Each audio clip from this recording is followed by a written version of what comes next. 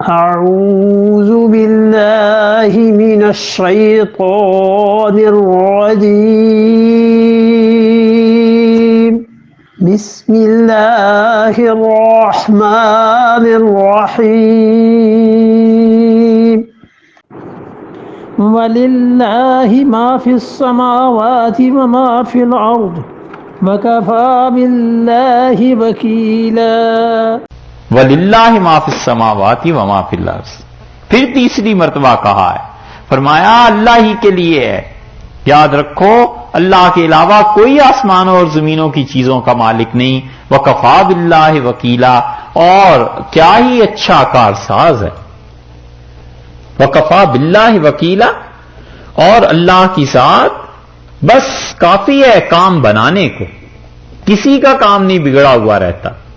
اگر سمجھتے ہو کہ تم کام بناؤ گے میاں بیوی کے تعلقات کے حوالے سے، یتیم بچوں کے حوالے سے، تم کسی کا کام بنا رہے ہو، کچھ نہیں بھائی.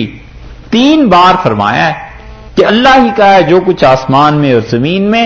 پہلی بار کہا ہے کہ دیکھو وسعت، اور دوسری بار کہا کہ بے پرواہی، اور تیسری بار فرمایا ہے کہ کارسازی.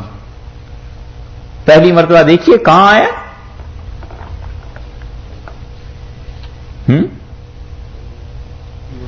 نہیں پہلی بار کہاں ہے، آپ کو بھی تو پتا ہونا چاہیے. 126 نمبر آیت میں ہے وَلِلَّهِ مَا فِي السَّمَاوَاتِ وَمَا فِي الْأَرْضِ، اور اللہ ہی کے لیے ہے ہر وہ چیز جو آسمانوں میں ہے اور زمینوں میں ہے. وَكَانَ اللَّهُ بِكُلِّ شَيْءٍ مُحِيطًا، اور اللہ تعالیٰ کے ہاں کمال کی وسعت ہے. 126 نمبر آیت ہے نا، آیا ہے نا اس میں کہ وَكَانَ اللَّهُ بِكُلِّ شَيْءٍ مُحِيطًا، ہر چیز اللہ کے ڈھب میں ہے. ڈھب سمجھتے ہیں، اس کی تدبیر میں ہے، ہر چیز اس کے قابو میں ہے. ٹھیک ہے، ڈھب کا ترجمہ قابو. یہ دیکھ کے تو نہیں کر رہے ہیں، دیکھ کے کیا، ہاں پکڑے گئے نا. بہت اچھا ہے، ڈھب کا ترجمہ واقعی قابو بنتا ہے. بہت اچھا ہے. اچھا استادوں سے استادی کر رہے ہیں. اچھا خیر، تو پہلی مرتبہ بیان کیا ہے کہ دیکھو ہر چیز ہمارے قبضے میں، ہماری وسعت میں، ہمارے قابو میں. دوسری مرتبہ کہاں آیا ہے، دوسری مرتبہ آیا 131 میں وَلِلَّهِ مَا فِي السَّمَاوَاتِ وَمَا فِي الْأَرْضِ، اور اللہ ہی کے لیے ہے ہر وہ چیز جو آسمانوں میں اور زمینوں میں. اور آخر پر فرمایا کہ غنیًّا، ہم بالکل بے نیاز ہیں.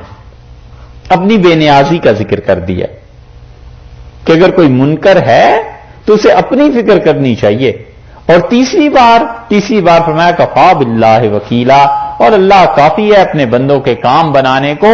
تم کسی کا کام اٹکا دو گے تو یہ نہ سمجھنا کہ کام اس کے اٹکے رہیں گے، کام سب کے نکل جاتے ہیں. اصل بات یہ کہ بندے پہچانے جاتے ہیں، اتنی بات ہوتی ہے. کسی کا کام نہیں رکا رہتا. جب مالک کام کرنے پہ آ جائے نا پھر کوئی روک بھی نہیں سکتا.